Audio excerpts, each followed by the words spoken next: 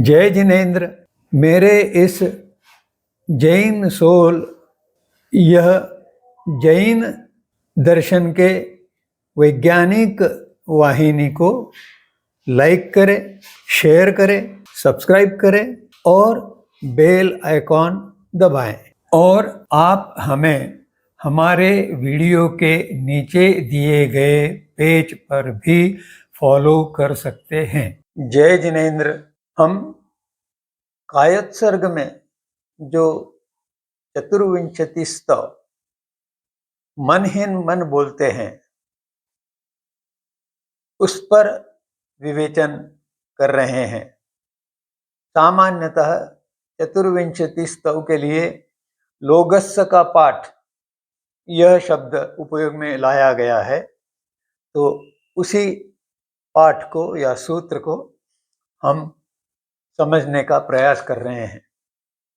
इस सूत्र की तीसरी गाथा है सुहिम च पुफ्फदंतम सियलम सिज्जंसम वासुपूज्यम च विमलमनंतम तजीणम धम्मम संतिम च वंदामि।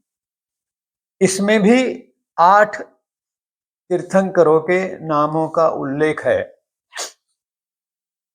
यहां पर नाम 9 दिखते हैं, लेकिन वो 8 ही है, क्योंकि प्रथम जो नाम है सुविहिम अर्थात सुविधिनाथ, और दूसरा जो नाम है पुष्पदंतम अर्थात पुष्पदंत, ये दोनों नाम एक ही तीर्थंकर के हैं। उसके बाद सियलम सिज्जंसम वासुभुजम अर्थात शीतलनाथ, श्रेयांसनाथ और वासुपूज्य, ये 3 नाम हैं। तो तीसरी गाथा के प्रथम पद में 4 नाम हैं और द्वितीय पद में विमलम अनंतम, ये 2 नाम एक साथ हुए हैं। विमलम अनंतम, इनके संयोग से ये 2 नाम बने हैं। तो हिंदी में कहा जाए तो विमलनाथ और अनंतनाथ, ये 2 नाम हुए। और आगे धम्मम संतिम अर्थात धर्मनाथ और शांतिनाथ, ये 4 नाम दूसरे पद में हुए। इस प्रकार इस तृतीय गाथा में भी 8 तीर्थंकरों को वंदन करने का भाव व्यक्त किया है। वंदन करने से सामान्यतः उस तीर्थंकर के संबंधित कुछ घटनाएं, कुछ प्रसंग स्मरण हो आते हैं और उसी के कारण उनके गुणों से हमारा फिर से संपर्क होता है। और जैन दर्शन यह गुणपरक दर्शन होने के कारण इस गुण ग्रहण शक्ति को बढ़ाने का प्रयास करना साधक के लिए, श्रावक श्राविका के लिए अनिवार्य है और उपकारक है। इसीलिए इस गाथा में भी 8 तीर्थंकरों को वंदन किया हुआ है। इसका सामान्य अर्थ है सुविधि या पुष्पदंत, शीतल, श्रेयांस, वासुपूज्य, विमल, अनंत, धर्म और शांति, इन 8 तीर्थंकर भगवंतों को मैं वंदन करता हूं, यह उपासक कह रहा है। अब चौथी गाथा में भी इसी प्रकार का 8 अंतिम तीर्थंकरों को वंदन करने की भावना व्यक्त की गई है। ये कौन से है 8 तीर्थंकर? उनके नाम इस प्रकार है। कुंथुमरम, यह शब्द 2 तीर्थंकरों के नाम के संधि से बना है। कुंथुम अरम, ये 2 तीर्थंकरों के नाम हैं, कुंथुनाथ और अरनाथ। अरनाथ को अरहनाथ भी कहा जाता है। फिर मल्लिम अर्थात मल्लिनाथ। जैन दर्शन में यह एक विशेषता बताई गई है कि मल्लिनाथ ये स्त्री तीर्थंकर थे।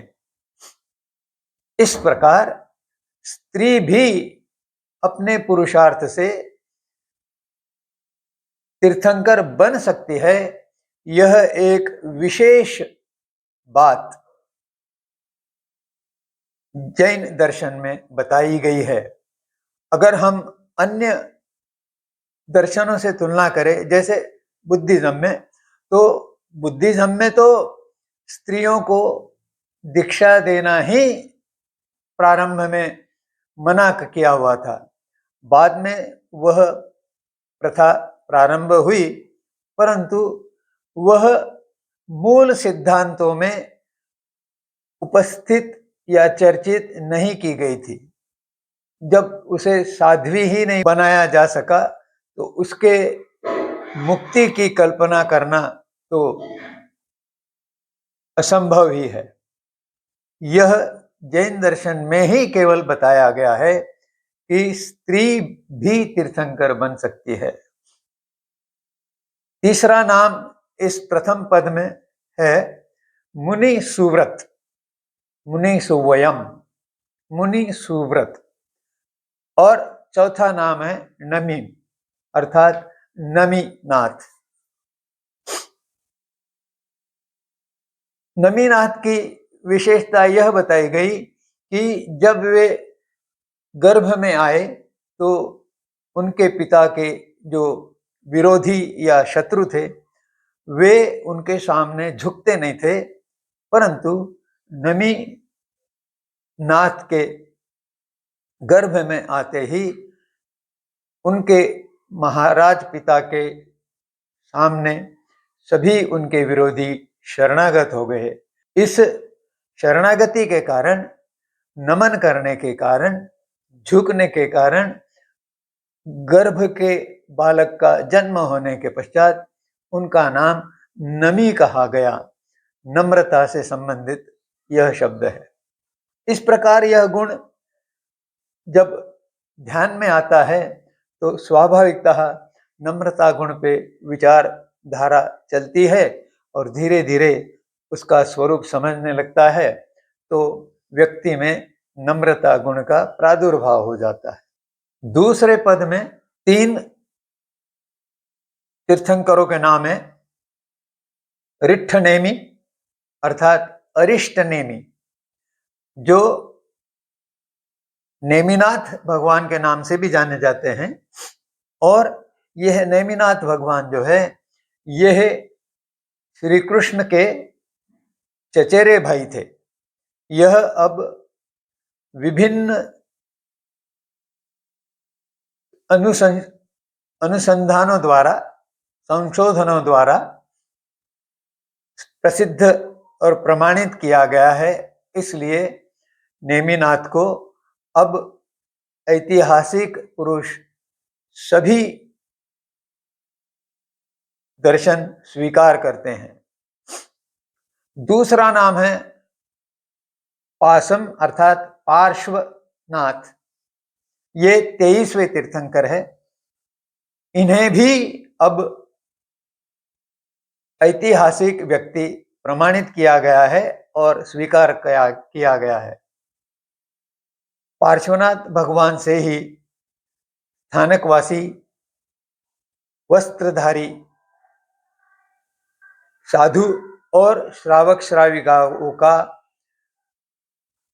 पंथ चला आ रहा है। आज धवल वस्त्रधारी जो साधु और साध्वियां दिखते हैं वे इस संप्रदाय के संत है। वर्धमान महावीर ये अंतिम तीर्थ कर रहे हैं इस अवसर्पिणी कालार्ध के, और इन्होंने सभी अन्य तीर्थंकरों की भांति अरिहंत दर्शन का प्रवर्तन किया।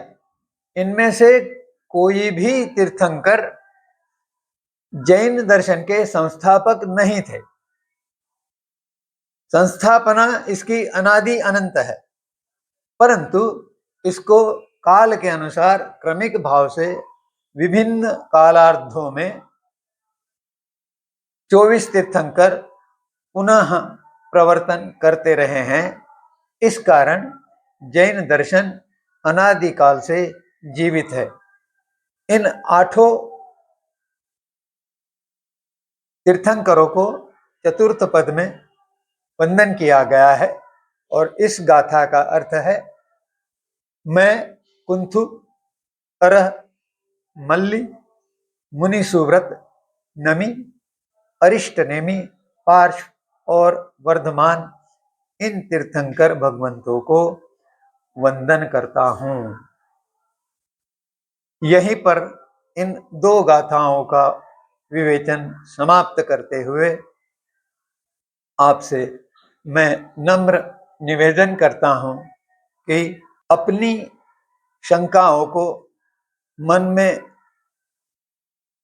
न रखते हुए उन्हें कमेंट सेक्शन द्वारा मुझे भेजें और उनका निराकरण करा लें। जय जिनेंद्र।